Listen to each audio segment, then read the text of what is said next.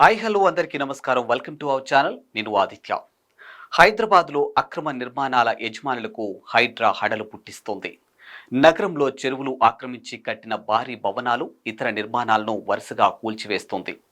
అధికార పార్టీ నాయకులు, కాంగ్రెస్ మిత్రపక్షాల నేతలకు చెందిన భవనాలను వదిలిపెట్టలేదు. ముందే మేల్కొన్న కొంతమంది హైకోర్టుకు వెళ్లి తమ భవనాలు కూల్చివేయకుండా స్టేలు తెచ్చుకున్నారు.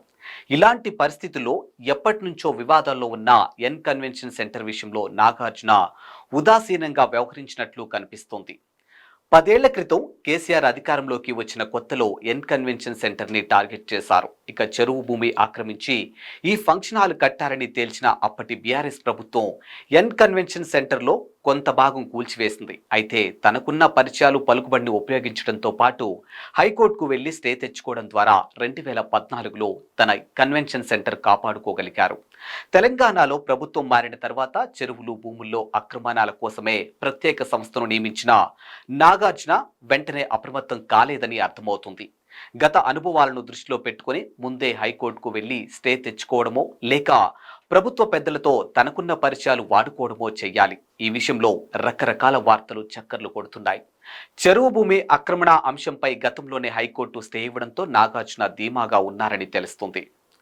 ఎన్ కన్వెన్షన్ సెంటర్ కూలగొట్టడానికి అధికారులు బుల్డోజర్లతో వచ్చారనే వార్త తెలిసిన తర్వాత నాగార్జున అలర్ట్ అయ్యారు.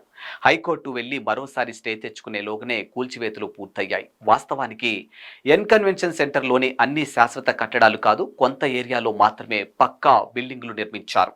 మిగిలిన ప్రాంతంలో తాత్కాలిక షెడ్లు మాత్రమే ఉన్నాయి. టాప్ సినిమా హీరోకి చెందినటువంటి అక్రమ నిర్మాణాన్ని కూలగొట్టించడం ద్వారా సీఎం రేవంత్ రెడ్డి హీరో అయిపోయారు. కేసీఆర్ కూడా చేయలేని పని చేశారని జనాల దగ్గర క్రెడిట్ కొట్టేశారు. గతంలో ఎంతో మంది సీఎంలు మేనేజ్ చేసినటువంటి నాగార్జున ఇప్పుడు ఏమీ చేయలేకపోయారు. అంతేగాక అక్రమంగా నిర్మించినటువంటి కన్వెన్షన్ సెంటర్ ద్వారా వందల కోట్లు సంపాదించుకున్నారని చెడ్డ పేరు తెచ్చుకొని పబ్లిక్ ముందు జీరోగా నిలిచారు.